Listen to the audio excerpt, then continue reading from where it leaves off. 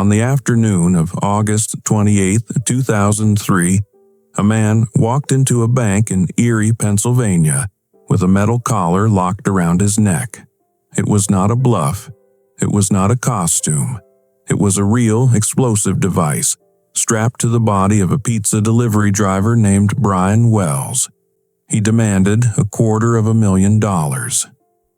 Minutes later, he walked back out with far less than that, got into his car, and tried to follow a trail of instructions that promised survival. He never made it. Police stopped him in a nearby parking lot. He told them the bomb was real. He said he was running out of time. Then, before the bomb squad could save him, the device exploded and killed him in broad daylight. What looked like a bank robbery was actually something much stranger and much darker. It was a plot built on greed, manipulation, murder, and a question that still hangs over the case to this day. Was Brian Wells part of the plan, or was he chosen to die? Brian Wells was not the kind of man anyone expected to see at the center of one of the strangest crimes in modern American history. He was a longtime pizza delivery driver in Erie.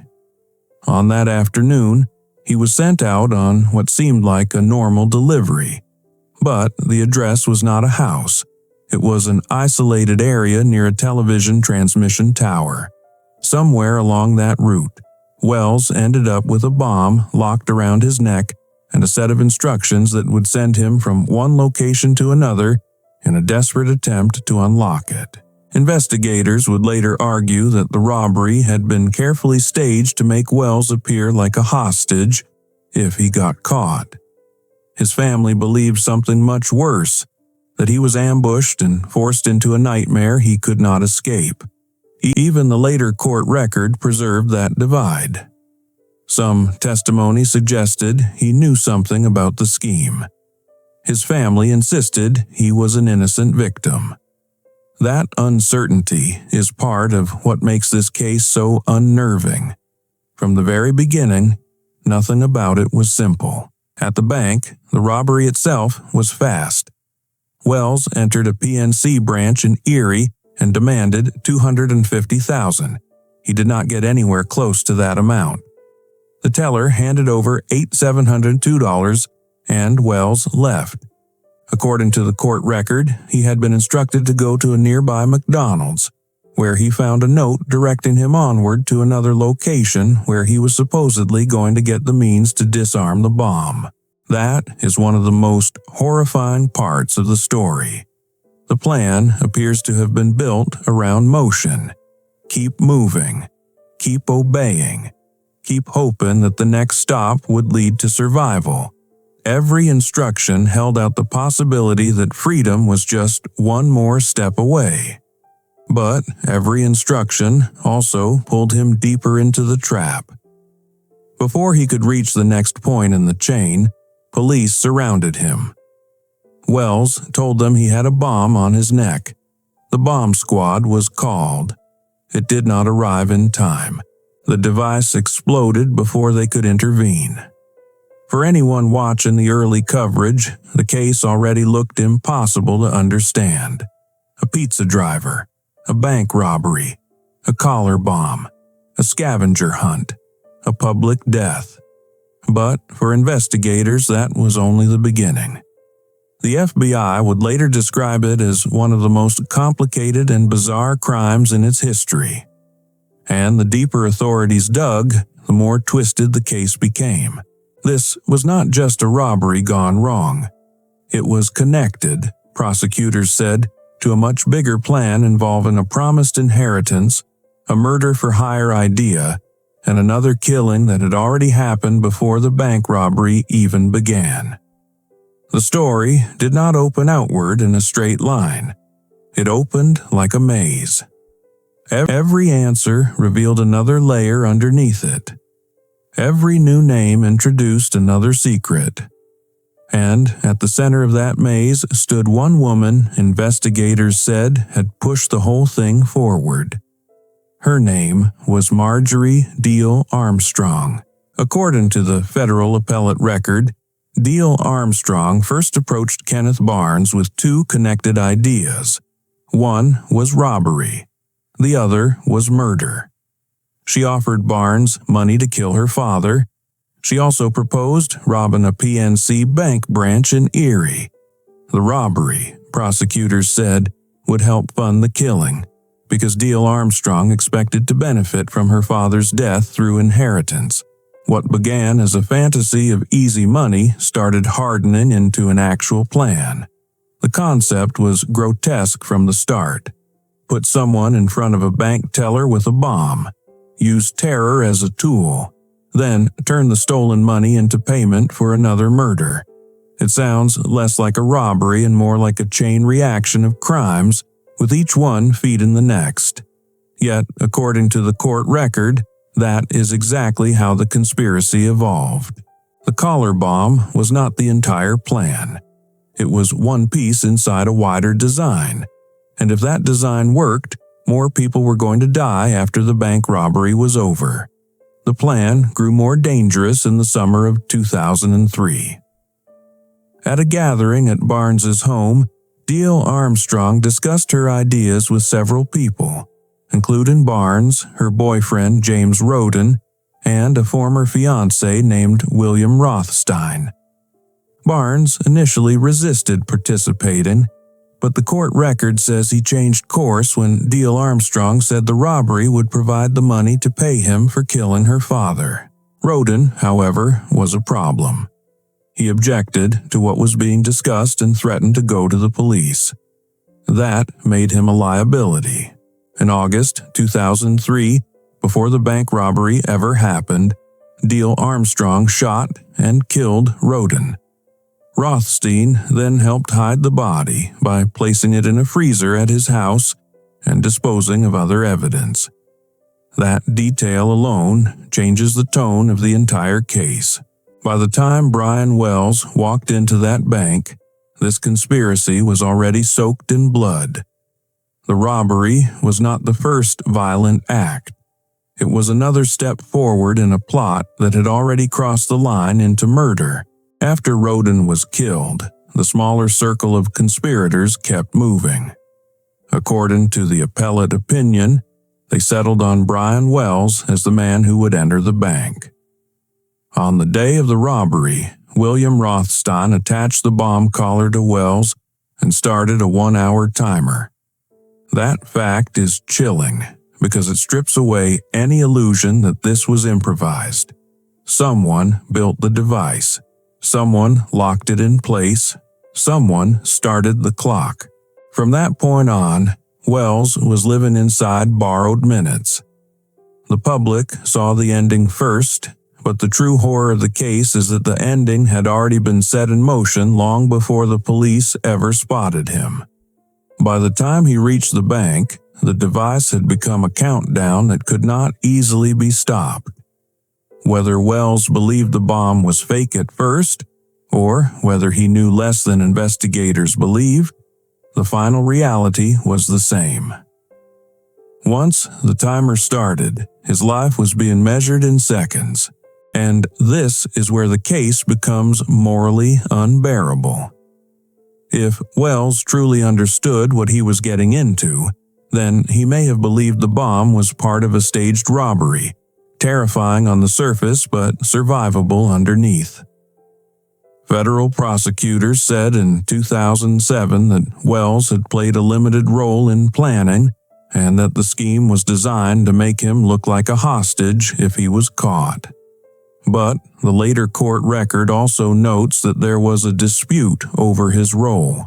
His family maintained that he had been ambushed and forced into it.